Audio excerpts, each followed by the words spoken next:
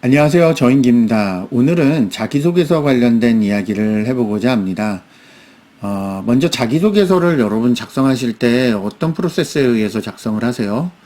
저 때도 마찬가지였던 것 같아요. 회사 사이트 들어가서 일단 회사의 경영 철학, 경영 이념, 그리고 뭐 핵심 가치나 인재상을 좀 보고, 그 다음에 그 기업이 속해 있는 산업에 대해서 뉴스 검색을 막 해요. 그래서 산업적 특성을 좀 검색하고, 익히고, 또 그 기업이 현재 처해 있는 이슈에 대해서, 그 기업의 이슈 사항에 대해서 뉴스 검색을 합니다. 그 다음에 마지막으로 본인이 지원하는 분야에 대한 직무에 대해서 이미 취업한 선배들이나 주변의 여러 교육기관을 찾아가서 그 직무가 실제로 어떤 직무를 행하는지에 대해서 좀 알아보죠. 네. 이런 거는 크게 벗어나지 않는 것 같아요. 왜냐, 공기업이나 공공기관 같은 경우도 흔히들 뭐, 문제 중에서 가령 예를 들자면, 우리의 5가지 인재상 중에 이 본인과 부합되는 2가지 인재상을 선택하고, 2가지 인재상이 왜 본인에게 적용이 되는지에 대해서 기술하고, 그 인재상을 통해서 본인이 회사를 위해 어떻게 공헌을 할지에 대해서 작성하시오. 이런 문제가 나오면서 핵심 가치나 경영 철학 같은 경우는 종종 문제가 나오기 때문에 이 부분은 좀 정리를 할 수밖에 없는 것 같아요.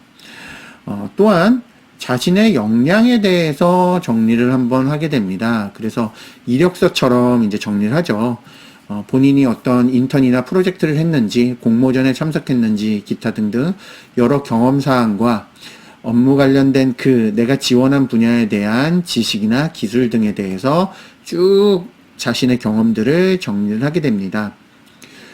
결국 그래서 회사에 대해서 정리한 건 이렇고 나에 대해서 정리한 건 이래서 회사는 이러한 사람을 필요로 하고 저는 이러한 경험이 있기 때문에 이게 매치가 됩니다.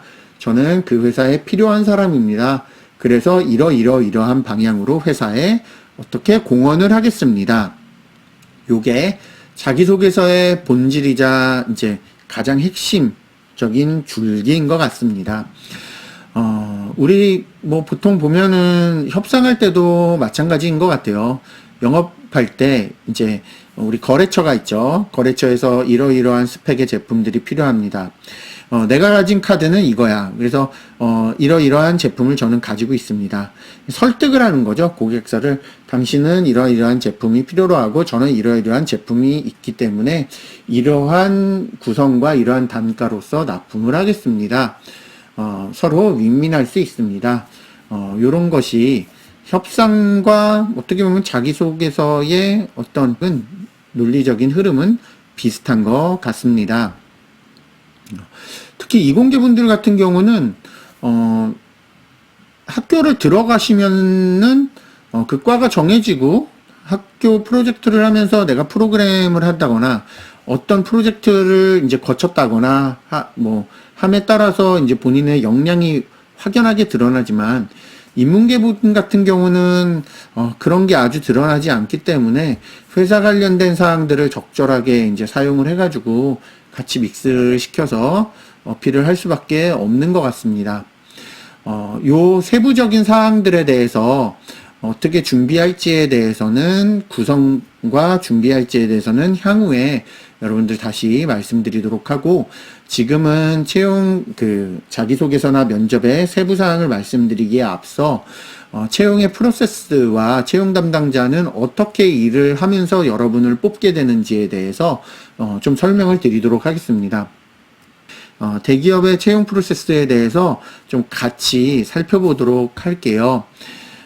먼저 서류 전형이 있습니다. 서류 전형은 가장 기본적인 스펙과 조건을 봅니다. 그 다음에 필기시험이라고 하는 인적성 검사가 있습니다. 인적성 검사에서는 회사의 어떤 조직 문화나 회사에서 필요로 하는 업무 기본기에 대해서 봅니다. 그래서 공통적으로 회사에서 필요로 하는 어떤 역량은 먼저 보고를 하고 보고서를 작성합니다. 그러기 위해선 기본적인 언어적인 능력, 언어력, 논리력, 그리고 기초적인 수리력 등 필요하고, 다음 어떤 회사는 공감각 능력이나 아니면은 시사 상식을 물어보는 회사도 있었습니다. 또한 일부 이제 좀 외국계 기업이었던 것 같은데 숫자를 아주 세밀하게 놓고 계속 빽빽하게 더하게 만드는 거예요. 그 기업은 제가 볼 때는 꼼꼼한 사람을 필요로 했던 것 같고, 또 어떠한 기업 같은 경우는 이제 성격 유형 검사를 한 다음에 그 성격 유형 검사 중에 본인 회사에 적절한 성격 유형들을 대거 채용하는 것 같습니다. 이렇게 해서 인적성 검사를 했어요. 그래서 이제 그 다음은 면접을 보겠죠. 면접을 보게 되면은 이제 가장 기본적인 역량에 대해서 봅니다. 회사에서 말하는 기본적인 역량은 태도와 업무 관련된 지식과 기술입니다. 그래서 요거 관련돼서 이제 면접에서는 좀 세밀하게 물어보는데, 요 면접 관련된 구체적인 사항에서는 이 뒤에 추후에 말씀드리도록 하겠습니다.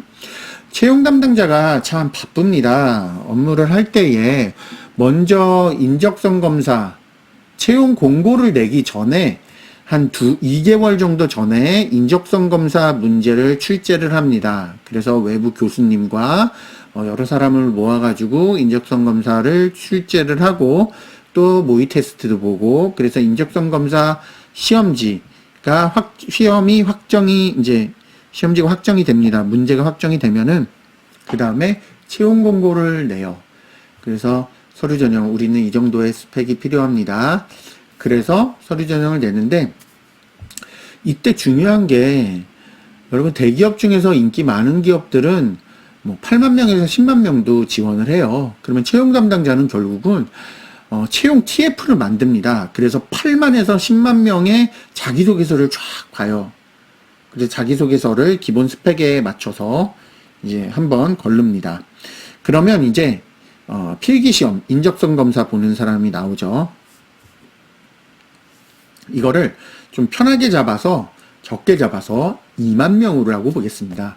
2만 명이 인적성 검사를 봐요. 그럼 시험을 보면은, 채용 담당자는 인적성 검사에 맞춰서 2만 명이 볼 수 있는 수십 개의 고등학교를 빌립니다. 그 다음에 거기 가서 한 반에 2명씩 감독관을 또 모집을 해야 되겠죠. 감독관은 보통 임직원들을 대상으로 감독관을 모집해요. 그래서 수백 명에서 수천 명을 모집을 해요. 그 다음에 그 감독관들에게 감독관 교육을 시키죠.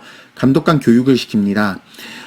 그러면 교육시킨 다음에 시험 행사장, 이제 시험을 보죠. 시험 당일날, 6시쯤 이제 학교에 도착해가지고 문제랑 다 세팅하고, 사람들 시험 보게 하고, 시험이 끝납니다. 그러면 시험지를 거두고, 그 다음에, 시험 검사는 이제, 컴퓨터로 하기 때문에, 그 점수는 컴퓨터로 하기 때문에 점수가 쭉 나와요. 그래서 시험 점수 나왔고, 2만 명에서, 그러면 한 5천 명 정도로 이제, 추렸어요. 그래서, 면접은 이제 5천 명 정도가 본다. 면접을 5천 명 정도가 본다. 그러면은, 이제 면접관을, 모집을 해야 되겠죠. 면접관은 기본적으로 채용 담당자, 인사 담당 임원 또는 부서장, 그리고 해당 직무 관련된, 부서장이나 임원 또는 직무 실무자들 해서 한 5명 정도로 구성이 돼 있습니다. 이 5명 정도로 구성되어 있는 한 룸에 5명이 들어가 있는데, 5명들한테 이제 뭐 노트북 세팅하고 뭐 다 하죠. 그러면 이 5명들과, 5명이 있고, 근데 회사별로는 또 이 한 종류의 면접을 보는 게 아니라, 뭐 인성 면접, 프레젠테이션 면접, 토론 면접, 뭐 영어 면접 이렇게 보죠. 그러면 5명으로 구성된 그 면접 하나의 룸이 4개 종류가 되고, 그러한 20명으로 구성된 팀들이 한 10개 정도 팀이 돼요. 그래서 면접관도 한 200명 정도 모집을 합니다. 그래서 200~300명 모집을 해서 그 사람들 면접 교육 시키고 문제 주고 뭐 그러죠. 그 다음에 이제 5명의 인적성 검사 때도 굉장히 바빴던 이유는 그 수만 명의 인원들을 어느 교실에, 어느 학교에, 어느 교실에 넣을지 이거 다 안배하는 것도 되게 힘든데, 또 거기서 끝나는 게 아니라 면접 때도 5,000명의 인원을 어떻게 시간을 배정해서 면접을 배정할지 다 짜요. 다 짭니다. 이게 굉장히 좀 노가다성 업무예요. 굉장히 힘든다. 그래서 이거 다 짠 다음에 면접을 진행을 하죠. 그래서 이렇게 힘든 프로세스로 채용 담당자는 일을 하게 돼요. 인사팀 내에서도 굉장히 육체 노동이 많이 소요되고 굉장히 좀 빡센 업무에 속하는 부분이 채용입니다. 그래서 이러한 절차를 거쳐서 채용을 하기 때문에 굉장히 채용 담당자도 바쁘고 이렇게 해서 뽑힌 100명의 인원들은 굉장히 좀 소중한, 회사 입장에선 굉장히 소중한 인력이라는 거죠. 네, 여기까지 말씀드리고 이럼으로써 파생되는 이 뒤에 나타나는 일들에 대해서는 다음 시간에 말씀드리도록 하겠습니다. 여러분 교육 받으시느라고 수고 많으셨고요. 저는 다음 시간에 뵙도록 하겠습니다. 감사합니다.